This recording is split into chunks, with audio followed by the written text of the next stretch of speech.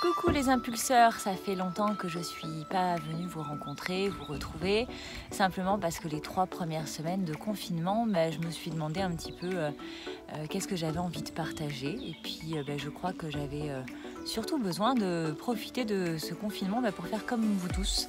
D'abord me mettre en place la première semaine, puis après voir un petit peu l'organisation, les enfants, les devoirs, comment ça allait se passer, choisir effectivement comment on allait réorganiser notre vie, et puis prendre aussi du temps pour se poser sur ce que la nature, la planète est en train de nous dire, sur ce que ça va impacter dans nos vies, dans ma vie et dans celle de mes enfants, et puis revenir vers vous avec l'envie d'être ni trop ni pas assez. C'est des questions que je me suis posées, je le sens bien, et c'est normal que la période n'ait pas, pour tout le monde du moins, à se demander qu'est-ce que je vais faire après, qu'est-ce que je vais changer après. Pour autant, c'est le bon moment pour y réfléchir. Et j'ai eu envie de vous partager en fait un extrait de lecture. Ce livre-là, je crois que je vous en ai déjà parlé. J'ai publié il n'y a pas très longtemps là-dessus. Et je vous en avais parlé, je crois, aussi au mois de décembre, lorsque je faisais ma retraite au village des Pruniers. Voilà, je suis revenue sur ce livre. Je vous montre d'un peu plus près, pour ceux qui veulent prendre en note. Simplement parce que l'introduction me parle beaucoup dans ce qu'on est en train de vivre et fait référence aux 2 coachings que j'ai fait ce matin et hier finalement. Donc j'ai envie de vous la partager, et parce que je suis pas forcément une super bonne lectrice à voix haute, je ne sais pas, on va voir, je vais essayer. Vous me pardonnerez peut-être quelques bafouillages. Je vais aussi vous proposer de regarder la nature qui est de l'autre côté, parce que je sais qu'il y en a qui sont en appartement. J'ai beaucoup de copains-copines qui sont en appart, et du coup je sais que j'ai la chance d'être dans un cadre privilégié et ouvert. Donc je préfère vous en faire profiter que de voir ma trombine, ça va 5 minutes. Allez, je vous dis à tout de suite, et je vous partage donc l'introduction. Ça va être très court, hein, c'est juste cette partie-là et cette partie-là, et puis je reviens vers vous, on en reparle juste après. Je tourne l'écran.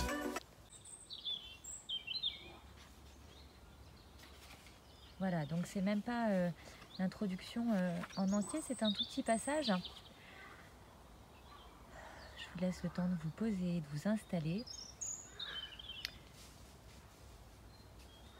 Nous nous torturons à intégrer des normes, des injonctions, des modèles qui ne nous correspondent pas. Nous nous torturons parce que nous voulons mieux faire et que nous estimons ne jamais bien faire. Nous nous torturons parce que nous sommes persuadés que les autres, eux, savent bien faire. Nous nous torturons souvent sans qu'il ne nous soit rien demandé.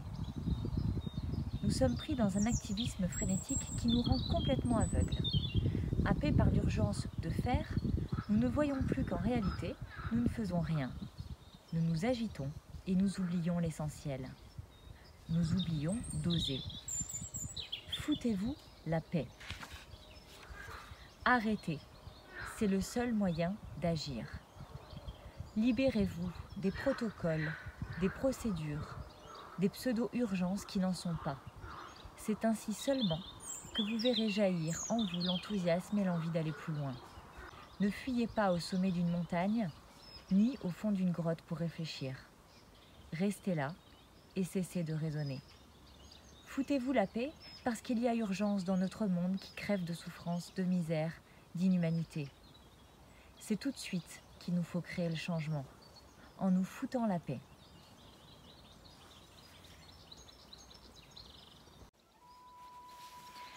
Voilà les amis, ce petit extrait donc, du livre « Foutez-vous la paix » de Fabrice Midal. Oui, voilà, foutez-vous la paix, en gros, faites une pause. Et là, finalement, le confinement nous le propose, hein, servi sur un plateau d'argent.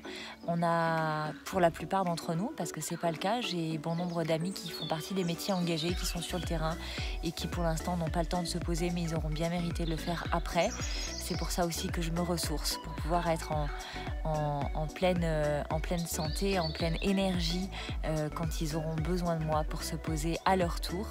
En attendant, voilà, dans la situation dans laquelle on est, c'est qu'est-ce qui vous convient dans votre vie, qu'est-ce que vous auriez eu envie de changer, bon nombre de fois en me disant j'ai pas le temps, j'ai pas le temps, j'ai pas le temps.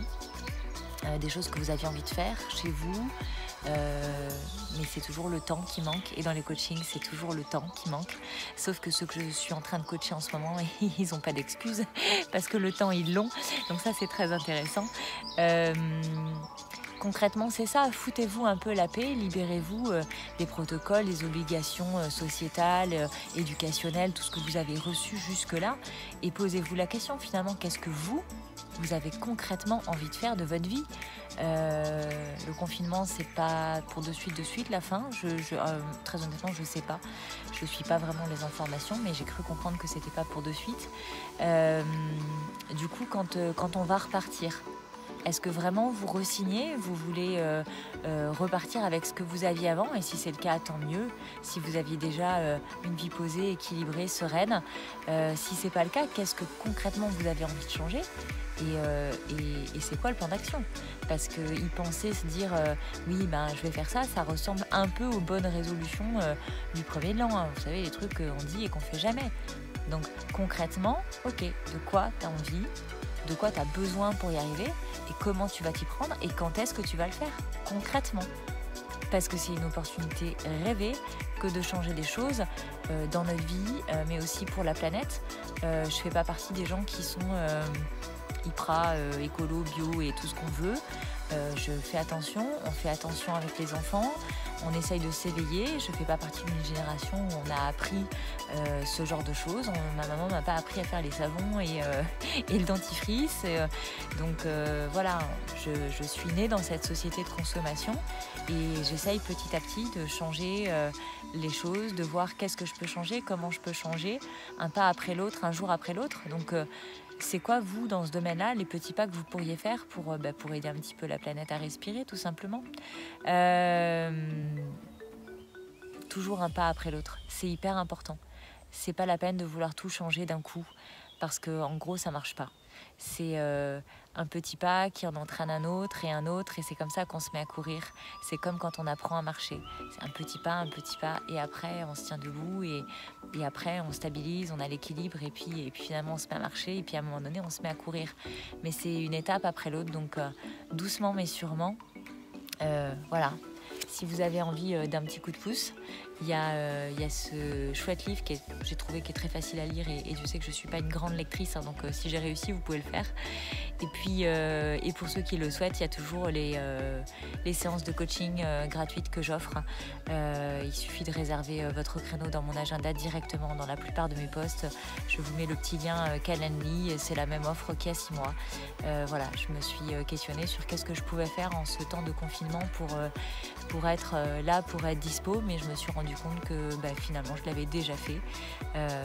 Depuis plusieurs mois, j'avais déjà proposé d'avoir un temps d'échange offert pour voir si effectivement faire le point j'avais déjà proposé ces temps d'échange offerts pour faire un point simplement sur votre situation, pour voir concrètement qu'est-ce que vous avez envie de changer, si l'objectif que vous vous fixez, c'est vraiment le bon objectif, ou s'il y en a un autre qui est un peu caché mais pas forcément avoué, pour savoir effectivement quel est le premier petit pas que vous avez envie de faire, savoir si dans votre situation, le coaching c'est aussi le bon outil pour vous.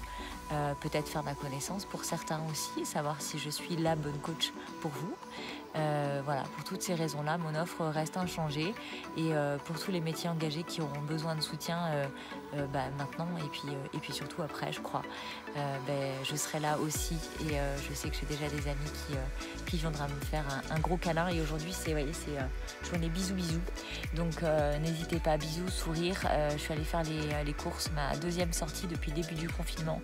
C'était d'un triste à mourir. J'ai distribué autant de sourires que je pouvais, mais voilà, malheureusement les gens sont tristes et silencieux et faire les courses dans un magasin qui est tout plein de silence, c'est assez anxiogène. Donc d'où cette petite vidéo et le besoin de partager avec vous. Si ça vous dit ces petits bouts de lecture là, je peux vous en lire d'autres passages. J'ai sous la main, j'avais Foutez-vous la paix et puis les vertus de l'échec. Il y a plein de choses aussi très intéressantes là-dedans. Donc écoutez, si vous aimez ces petits moments de réflexion, n'hésitez pas à me le faire savoir juste dessous dans les commentaires. Et du coup, je vous en ferai d'autres. Je vous embrasse tous très fort et prenez soin de vous. Et toujours comme d'habitude, soutien au métier engagé, bravo, merci, courage, tenez bon. Et pensez tous que quelle que soit votre situation, tout change. Pour que quelque chose change, il faut aussi vouloir changer quelque chose. Donc à vous de jouer. Gros bisous.